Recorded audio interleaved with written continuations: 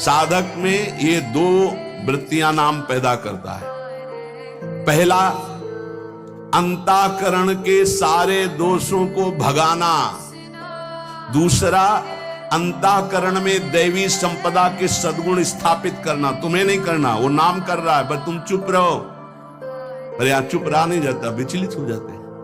जहां असत प्रेरणा हुई तो या तो ऐसी क्रिया कर दी या वो ऐसे दुखी हो गए, हमारे मन में तो ऐसा आता है वैसा।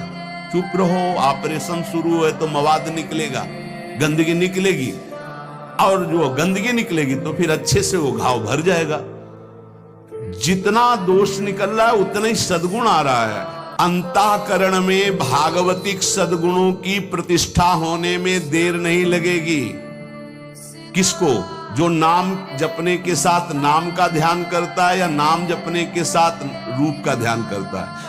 अब उसके हृदय में भगवत स्वरूप, पवित्रता, शांति, संतोष, निर्भयता, निश्चिंतता, समस्त दैवी संपदा प्रकाशित हो गई। अब तो एक एक नाम के साथ उसको स्वाद मिलने लगा और दिव्य स्वरूप भगवान का उसके हृदय में झलकने लगा।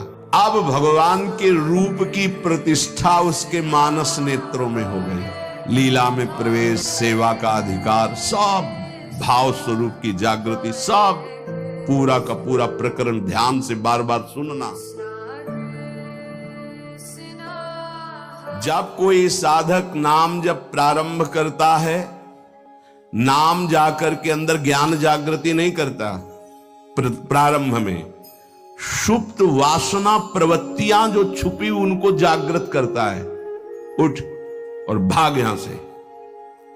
अब वो कुसंस्कार, दुर्गुण, दुराचार दल के दल वहां हैं अंतःकरण में। जैसे जैसे साधक नाम जब बढ़ाता है वैसे वो अपने बल के साथ प्रकट होते हैं।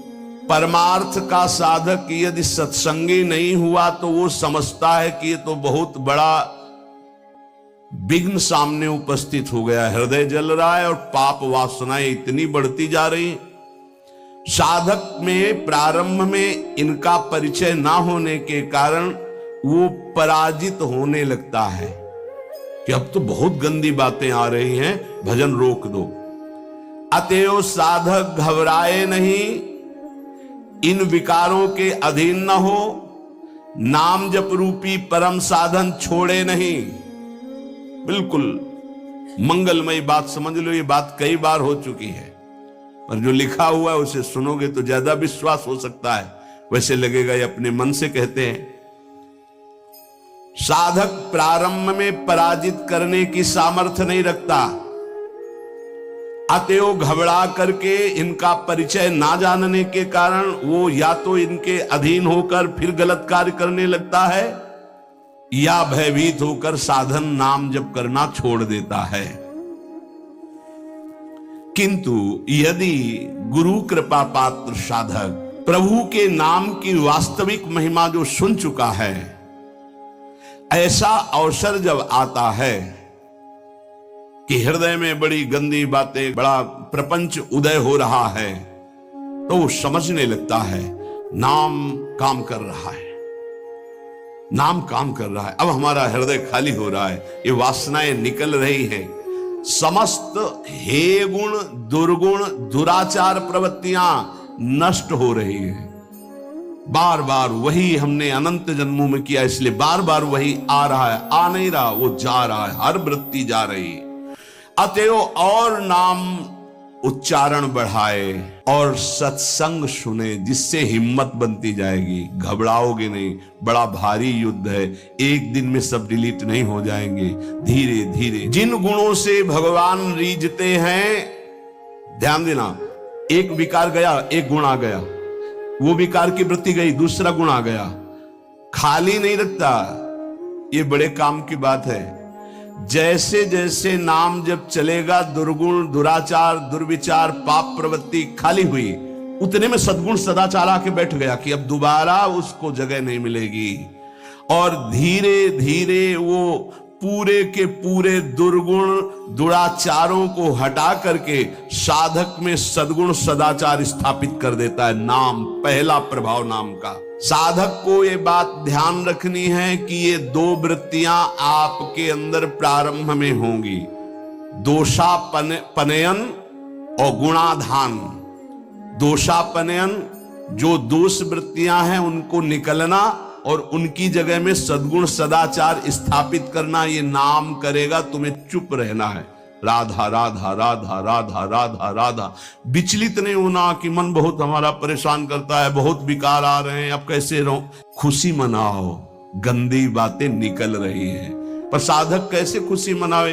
वो तो मन में तदात्म में, तो मन में जलन हो रही है और वो निकल रहे हैं तो वो समझ रहा है आ रहे हैं, और फिर वो उनसे या तो द्वेष कर बैठता है या तो राग। द्वेष कर बैठता, क्यों आ रहे हैं, क्यों ऐसा ऐसा, उनकी सत्ता दृढ़ हो रही, और या फिर उसी आचरणों में लग जाता है तो रागात्मक या द्वेषात्मक वृत्ति से वो टिक जाते हैं, खाली नहीं हो पाते। इसीलिए लंबा समय निकल जाता है, कोई लाभ उसको समझ में नहीं आता। साधक में ये दो वृत्तियां नाम पैदा करता है। पहला, अंतःकरण के सारे दोषों को भगाना।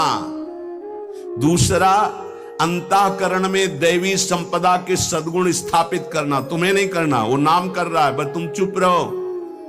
पर यहां चुप रहा नहीं जाता, विचलित हो जाते हैं। जहां असत प्रेरणा हुई तो या तो ऐसी क्रिया कर दी या वो ऐसे दुखी हो गए, हमारे मन में तो ऐसा आता है वैसा।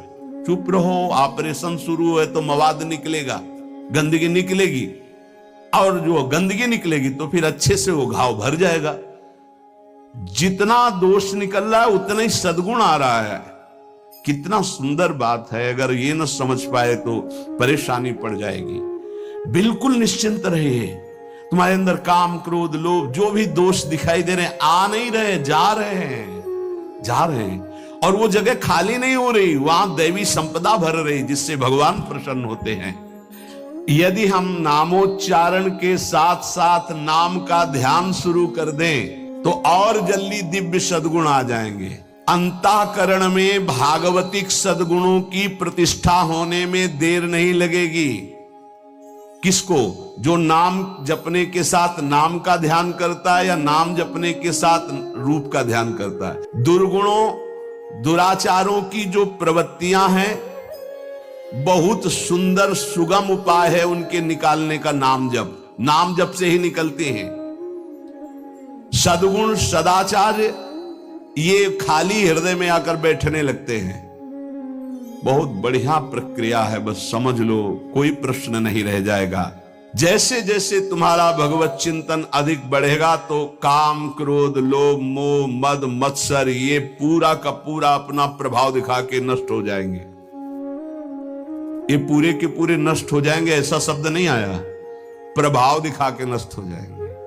जितना इनमें पावर हो पूरा पावर दिखाएंगे तुम्हें परास्त करने के लिए। नाम छोड़ दो, संसार में आ जाओ। और जो साधक जमा रहता है, राधा राधा राधा, अब उनके अनर्थ और दुष्परिणाम और अनिष्ट चिंतन ये सब कुछ छूट गया। नाम से पूर्व पाप भस्म हुए, वर्तमान का जो अनर्थ है, दुष्परिणाम है, अनिष्टकारी चिंतन है, वो छूट गया। अब उसके हृदय में आनंद का प्रादुर्भाव हुआ। अब उसके हृदय में भगवत स्वरूप पवित्रता, शांति, संतोष, निर्भयता, निश्चिंतता, समस्त दैवी संपदा प्रकाशित हो गई। अब तो एक एक नाम के साथ उसको स्वाद मिलने लगा और दिव्य स्वरूप भगवान का उसके हृदय में झलकने लगा। अब भगवान के रूप की प्रतिष्ठा उसके मानस नेत्रों में हो गई। पूरा का पूरा प्रकरण ध्यान से बार बार सुनना। अब उसके हृदय में जो आनंद आया, उस आनंद में उसे आत्मस्वरूप का बोध हो जाता है। मन अद्भुत आनंदित, तो भगवत दृष्टि जागृत हो गई। ये दो अधकचरी दशा के नाम जापक होते हैं, इनकी बड़ी दुर्दशा होती है। मुख से तो नाम उच्चारण करते हैं और शरीर के आचरण करते हैं, वही जो मन बुद्धि कहते हैं, तो उनका वास्तविक नाम जप नहीं हो पाता। क्योंकि थोड़ी देर मुख से नाम उच्चारण कर लिया, फिर असत आचरण किए, असत चिंतन किए, तो ये जो अधकचरापन है ये बहुत कष्ट देने वाला है। सच्चा नाम स्मरण जो पीछे वर्णन किया गया, आपको परास्त नहीं होना, बराबर नाम। इसके साथ जब नाम का चिंतन, रूप का चिंतन, तब समझो कि आप अधकचरी अवस्था से बाहर आ गए। अभी तो बहुत गंदी बातें चिंतन में आती हैं, अभी तो लड़ना पड़ेगा, इतना तो लड़ने के लिए तैयार रहो। अगर ये कह दो ये सब हमसे नहीं होगा, तो एक उपाय है, किसी महाभागवत को पूरा जीवन समर्पित कर दीजिए, खत्म खेल आपका। ये भी देख लीजिए करके, पूरा जीवन अक्षरशः समर्पित, थोड़ी गुरुदेव की बात, थोड़ी मेरे मन की बात। ये अधकचरापन, भगवान ने नारद जी को कहा था, अधकचरे योगी का मेरा साक्षात्कार नहीं होता। थोड़ा गुरुदेव की बात माननी है, थोड़ी अपनी बात माननी है, अधकचरापन। पूरी बात गुरुदेव की माननी है, बस बढ़िया बात बन जाएगी। जब निकले वो मूड़े मुड़ा लिया है भगवत मार्ग में, फिर क्या, फिर अपने मन की बात क्या रह गई। नाम, नामी और नाम धारक तीनों एक हो जाते हैं, ध्यान दीजिए, अभेद हो गया। नाम, नामी और नाम धारक तीनों एक हो गए। नाम में, नामी में, नाम धारक भगवत स्वरूप, कोई अंतर नहीं रह गया नाम में, नामी में और नाम जापक में। ये परिपक्व अवस्था नाम की, जापक की हुई।